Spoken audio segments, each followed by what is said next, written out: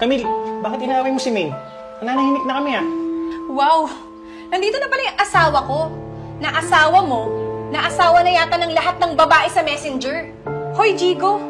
Kaya ko mabuhay nang wala ka. Gusto mo magsama pa nga kayo sa impyerno eh. Pero bakit hindi ka kumukontak sa anak mo?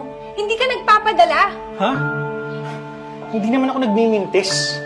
Maine, ano ibig sabihin nito? Oo, tama iniisip mo. Hindi ko pinapadala yung binibigay mong pera. Di ba ako naman yung pinili mo? Gusto ko, kalimutan mo sila sa buhay mo! Ayun naman pala. Hanggang ngayon, kontrabida ka pa rin. Inagaw mo na kayong asawa ko.